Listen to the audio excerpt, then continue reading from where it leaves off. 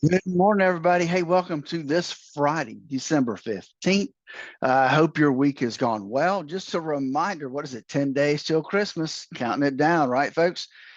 Hey, it is that time. We got a big Christmas present this week from the Fed, and I'm not so sure it's a good thing, but we'll talk about that and more when Dave joins us here in just a few seconds.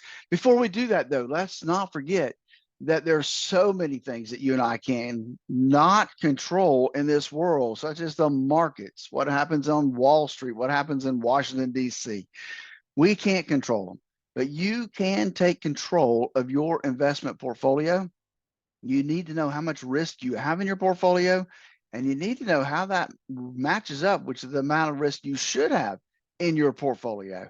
That's exactly why I created the Core Retirement Design to help people design that retirement they always dreamed of. Give us a call at 863-382-0037 to schedule your core retirement analysis. With that, we've got Dave coming up next. 105.7 Highlands Light FM. Well, hello. So glad you're here this morning.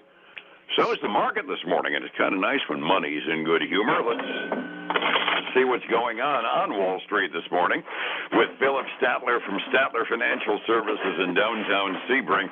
Phillip, you've been watching CNBC this morning, and I gather one of our Fed governors is kind of driving the market crazy this morning with a whole bunch of stuff that's taking some blooms off the rose, huh?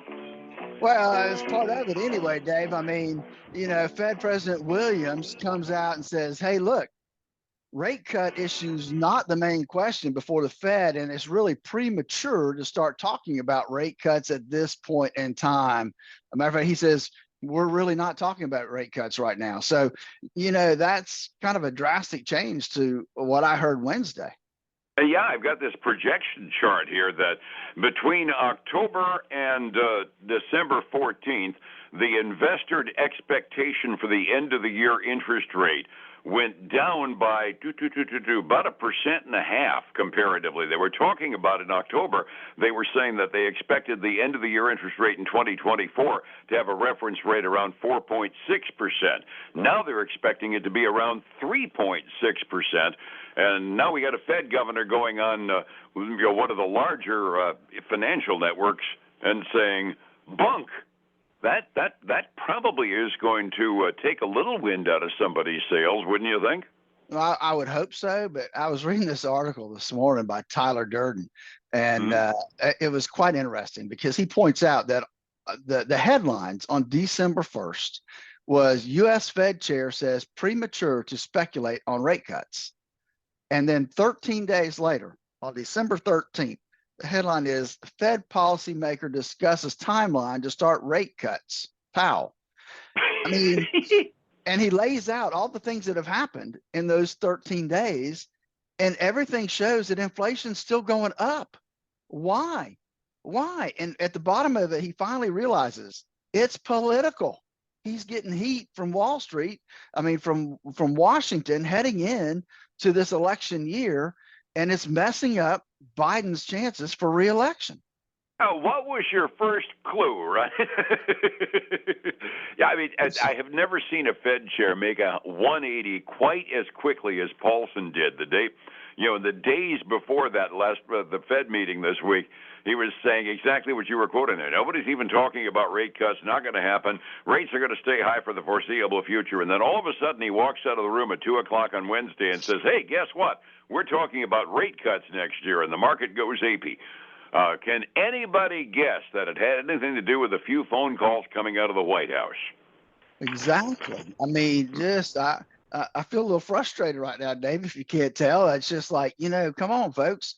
Let's, we all want the market to go up, but we want it to go up for the right reasons at the right time, and not because of some of the shenanigans we're seeing right now. Well, put a combination of the voters and the politicians that we elect. We've got a historical tendency to not be able to see past the end of our noses. And the ends of our noses right now kind of stop about November of 2024. So that's pretty much as far as we're capable of seeing. Never mind the fact that we're probably going to end up botching up the economy in the process by making promises we aren't even planning on keeping. Just for what it's worth, that end of our noses did us some good yesterday. We had another up day, the Dow, another record close. We start this morning out at 37,248. Up 158 yesterday. Standard & Poor's, I believe, is now at a closing record. It's not the highest intraday ever for S&P 500, but it closed at 47.19, up 12.5 yesterday. Nasdaq's got a little way to go, but 14,761, up 28 yesterday.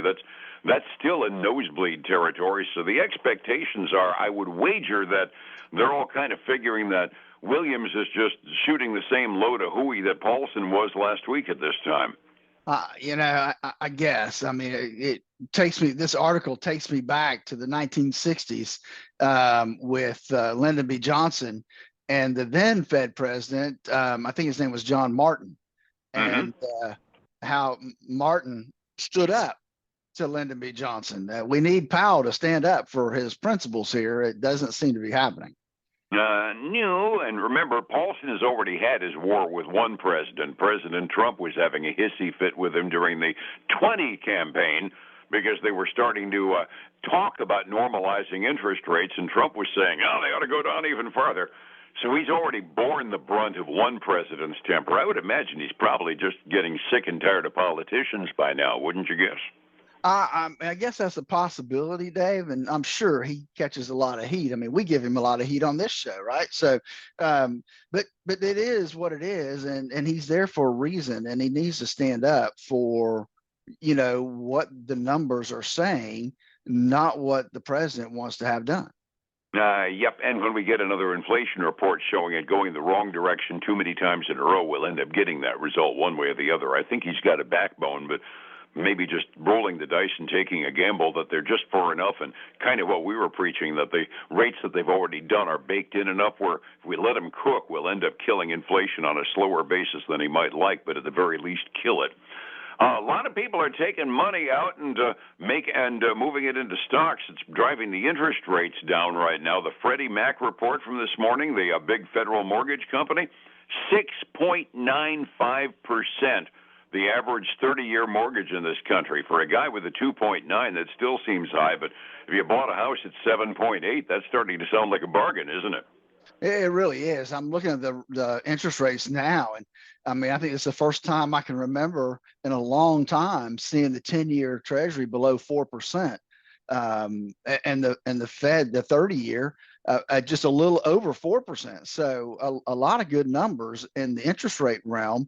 But I got to think that it's all driving, because of the markets jumping up, everybody wants to jump back in the markets, and thus, putting a little pressure on the interest rate yields.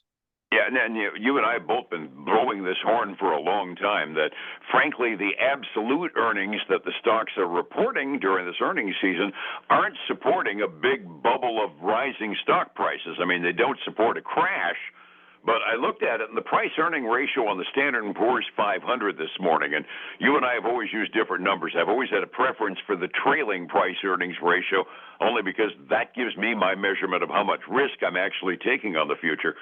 It's at 22.7 as of this morning. Now, that's right up toward the top end I've seen, the Standard & Poor's 500 price-earnings ratio for a little while, and it kind of makes me say, okay, I love seeing the stock values go up because my portfolio is improving, but I'm not sure I can support it with any level of rationality right now.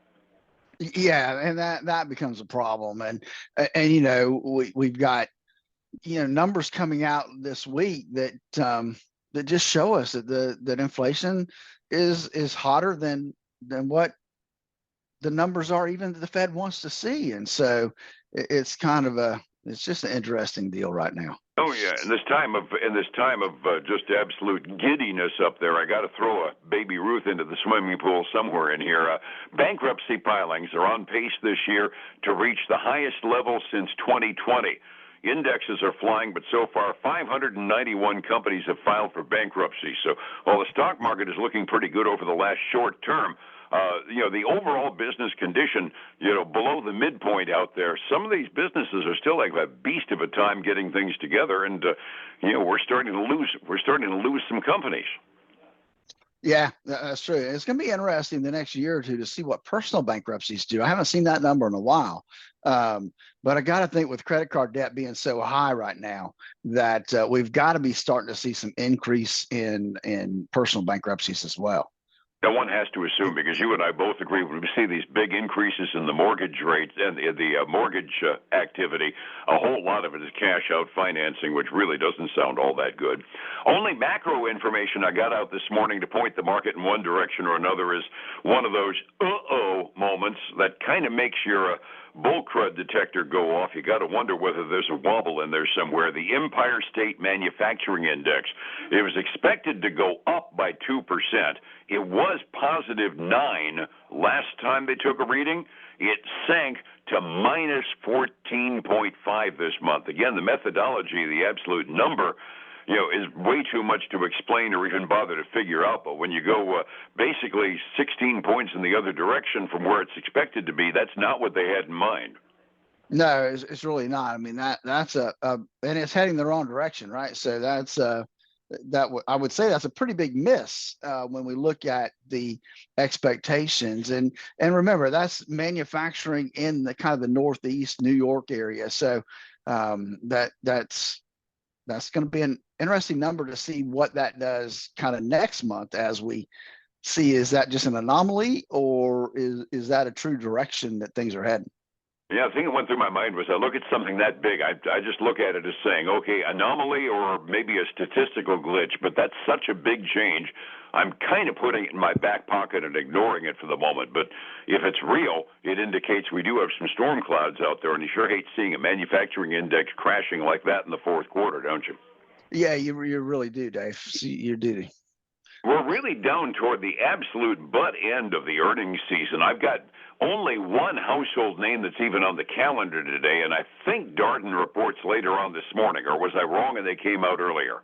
No, Darden came out earlier. We got several. Costco came out last night after the close. You got Lennar Homes came out. So we've got a few things coming out here, and let's start with Darden since you mentioned them. Darden actually beat on earnings per share by about 10 cents a share. Revenue was pretty much exactly where they expected to be. I mean, just a little bit short, but not enough to be, a big deal. But they are trading down this morning about 2% before we get started this morning. Costco, like I mentioned, they did report, and they beat across the board. Now, earnings, they didn't beat by a lot, but hey, it's a positive number, and it was 3 or 4 cents more than expected. They also came out and announced a special one-time dividend of $15 a share. Yeah, so that's a pretty nice deal. It must mean they have accumulated a lot of cash, is what that means, folks. And so they're trading up almost 2% this morning before we get going. And I saw also a lot of analysts are upping their price target for Costco. Right now, they would open at like $642. I think I saw somebody give a price target of $685. So that's they're getting some upgrades there as well for retail. We had Lennar Homes, I think, reported, because there's some numbers here for them. They top results for the fourth quarter, but they're not they're lower than expected gross margins. Right, they're not making as much as they were before. That's a surprise. Yeah, they're down 3.3%. Ouch. Yeah, down 3.3. So yeah. Resetting the table for the morning. Big update yesterday on Wall Street, given the fact that we had a monster one the day before. Everything was green yesterday at the close. 45 minutes before we open, I look like I'm seeing some profit taking on the futures this morning, Phillip. Well, it's bouncing back and forth, Dave. Right now, we've got the Dow down $3, so basically flat. S&P 500 is up $2, so it's flat. The biggest mover right now is the NASDAQ 100, up almost 0.25% right now. On the other side of the coin, we've got silver down a half a point, but it's made some big progress since you and I were together on Wednesday. It's up to $24.25. Now that's down 0.5% from last night's close. And so that's good there. Gold is flat right now. It's back well over 2,000 at $2,045 an ounce. Crude oil, Dave, I don't know what you did to it yesterday, but man, it made a big bounce up 0.75% today at $72.09 a barrel. Ooh, that's up from my delayed quotes too, so it's going in the wrong direction rapidly. But my quote had it about where it was yesterday in the mid 71s. Looking at the overseas markets, the Asian Rim kind of follows our presence from the day before, and everywhere except mainland China, things were generally up. Even Hong Kong was up by 2.5% yesterday morning. The mainland Chinese markets are kind of in the doldrums and heading south, but not that fast. European markets, kind of a mixed bag this morning. They're kind of looking at us and saying, what are they smoking over there? We got a net almost flat zero across the European community overall, but there's some moves from almost 1% down in Great Britain to almost 1/3% up in France. They don't know for sure what the heck's going on, but for the most part, Europe is pretty flat this morning. If somebody wants to figure out what to do for retirement, probably being Europe isn't a good idea because they don't know what the heck's going on. We'll end up going to a pro like you, Philip. How do I find you to get my retirement ready? You know, Dave, that's exactly why we created the Core Retirement Design, folks, to design that retirement you always dreamed of. Give us a call at 863-382-0037 to schedule your core retirement analysis. And then join us this weekend for the Statler Financial Radio Show, 6 a.m. and noon on Saturday, 10 a.m. Sunday morning on Highlands News Talk 730, 95.3 FM. And back here again tomorrow on Monday morning at about the same time to tell you what's going on for the week ahead. Philip, thank you so much. We'll catch you later. All right, man. You have a great weekend. Thank you, sir. It's 105.7 Light FM and Statler Financial Services, Phillip Statler. Again, I want to thank you for joining us today. I hope you've had a great week.